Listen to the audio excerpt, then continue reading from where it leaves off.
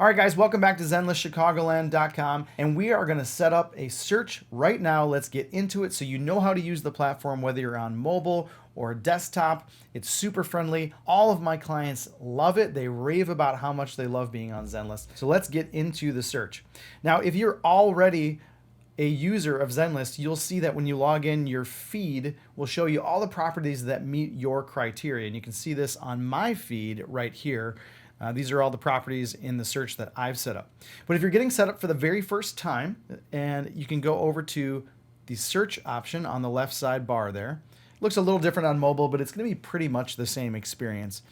Now you can search a lot of different ways, and I'm not going to go super deep into this right now, but I want to just give you some very basics. You can search by the city name. So if you're looking, let's say here in Naperville, Illinois, just type in Naperville. You'll see a few different options pop up. So on the left here, you see where it says place, Naperville, Illinois. That's the city. So that's going to draw a border around the map of the city of Naperville. There's another way to do that. You can go down here to Naperville where it says 540. That's going to include some of those properties which might not fall inside the city limits, but are still part of Naperville with their address. Now you'll also see a few other things pop up here. We have Naperville Community Unit School. This is District 203. So it's named Naperville Community Unit School District 203, and that's why it showed up when we typed in Naperville. You'll see the same thing here for school zone, Naperville North High School, Naperville Central High School. You'll notice, if you're familiar with Naperville, that the other high schools didn't pop up in this search because they don't have the word Naperville in their name. So I just want you to understand how that works when you type in a location. So that's one way to do it. And let's go ahead and actually click, go ahead and enter and see what that looks like. So it pulls up, this is the city limits of Naperville. That's one way to go about your search if you want to do that. I did mention school districts. That's another great way you can do it. So we talked about school district 203. You can actually just type in 203 into the search bar, and it'll pull up the different school districts that have the number 203, and you see Naperville's here, but there are some others. New Trier is also 203, Elwood. So, just be sure you know what school district you're looking for. A few other things that you can look at. So again, if you're looking by high school, when we talked about different high schools in Naperville, you could certainly look up Waubonsee High School, Waubonsee Valley High School here. So you see that pops up when I type that in, and some other names that are similar.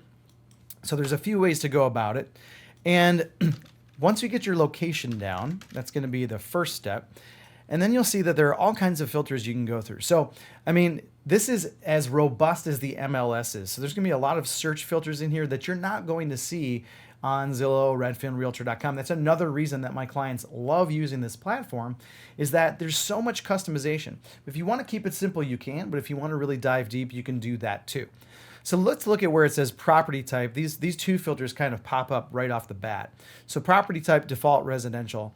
If I click on that, it's going to open up the other options. So you can see for residential properties, there's detached, attached, and 2 to 4 units. It's pretty self-explanatory, but detached is going to be a single family home, attached is going to be a condo or a townhome, and 2 to 4 is going to be, a multi-unit, like a 3-flat or something like that. So you can add or subtract however you want to see what you want to see. You can also look at, as you saw below, commercial properties, but for right now we'll stick with residential.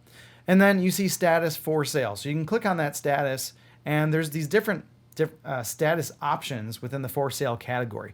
Now, if you want to see homes that are under contract currently, or are pending sale, or have closed, already, or maybe they were on the market and they were canceled or they expired. You can look at all of these things, which again are not all options that you necessarily have on the public search sites.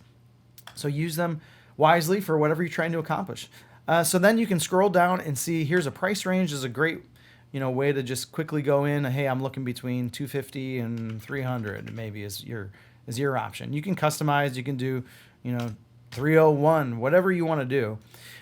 You can also include unreported list price. Now, why would you include that? Well, if you've heard me talk about Zenlist before on other videos, you'll know that Zenlist includes private listings, which is something that the public search websites do not.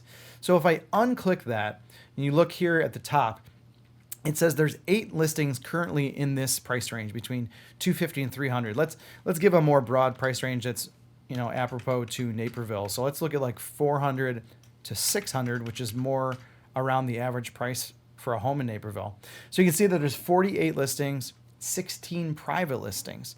So public listings are, what you see on all the property websites. Private listings, only real estate agents can see, but you, through your Zenlist account, can see them as well. So you can see that all these ones here with the blue are private listings. They might have as much information as a public listing. They might have a little bit less. You can always reach out to me if you want to know more. But going back to this section where it says include unreported list price, in the private listing network, we don't have to put a price in. So if a listing agent is getting a property ready to list and it's going to be a while, so don't really know what they're going to list it at yet, they can just put it in the private listing network without a price. So you see that when I toggle that, it actually adds 4 more listings here in Naperville. So then you got your usual things, bedrooms, bathrooms.